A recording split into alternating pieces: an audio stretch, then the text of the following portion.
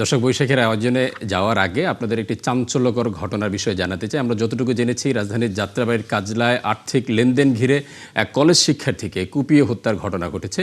এর সাথে আহত হয়েছেন আরও ৩ জন। এ নিয়ে আর বিস্তারিত জানাতে এই মুহূর্তে সহকর্মী আশিক মাহমুদ যাত্রাবাড়িতে রয়েছেন, আমরা যাচ্ছি তার কাছে।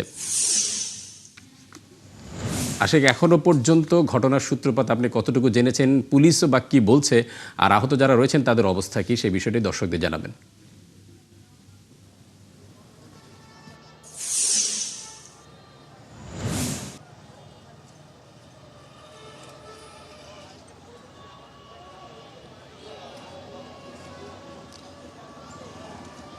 ধন্যবাদ আপনাকে।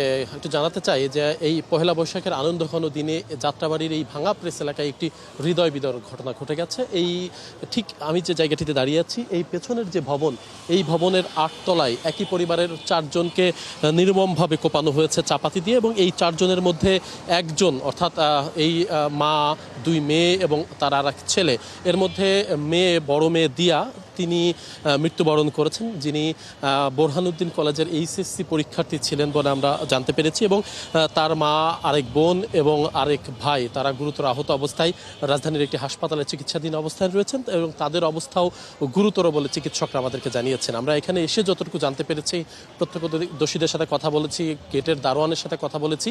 এখানে মুসা নামের একজন ব্যক্তি, তিনি ঠিকাদারি রাজমিস্ত্রির কাজ করেন, এবং তিনি এই পরিবারের কাছে 3 লক্ষ টাকা পেতেন এই ঠিকাদারি রাজমিস্ত্রির কাজের বাবদ। তিনি এই টাকাগুলো বেশ কিছুদিন ধরে চাচ্ছিলেন, কিন্তু টাকাটা দিচ্ছিলেন না। এই ক্ষোভ থেকেই তিনি রাতে এই বাসায় প্রবেশ করে রাতেই অবস্থান করেছিলেন, এবং রাত 3টার দিকে তিনি এই পরিবারের সবাইকে ঘুম থেকে ডেকে তুলে চাপাতি দিয়ে উপর্যুপুরি কোপায়, এবং এক পর্যায়ে এই বাসার যিনি মালিক, তার ওয়াইফ অর্থাৎ তার স্ত্রীকে এমনভাবে কুপিয়েছে, তার হাতের কবজি বিচ্ছিন্ন হয়ে গেছে।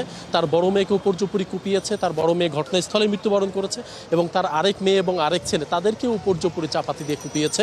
এবং এইখানকার যারা লোকজন, তারা বলছেন যে এই যে জায়গাটিতে মুসা আসলে এই জায়গায় বিভিন্ন বাড়িতে ঠিকাদারি এবং রাজমিস্ত্রির কাজ করে, এবং তার আচরণ উগ্র, এবং তাকে ইতিমধ্যেই কিন্তু পুলিশ তাকে হেফাজতে নিয়েছে। এবং পুলিশ আমাদেরকে যেমনটি জানিয়েছে, যাত্রাবাড়ি থানা পুলিশ, যে এই টাকা পয়সার লেনদেনকে ঘিরেই আসলে এই ঘটনা ঘটেছে, এবং রাতের বেলা পরিকল্পিতভাবে মুসা এই বাড়িতে প্রবেশ করে তাদের পরিবারের সবাইকে এইভাবে উপর্যুপরিভাবে কুপিয়েছে, এবং এই ঘটনায় মামলা হয়েছে। পুলিশ আমাদেরকে জানিয়েছে যদি এই ঘটনায় আরও কারো সম্পৃক্ততা থাকে তাহলে তাদেরকেও গ্রেপ্তার করার আশ্বাস পুলিশ ইতিমধ্যে দিয়েছে। ধন্যবাদ।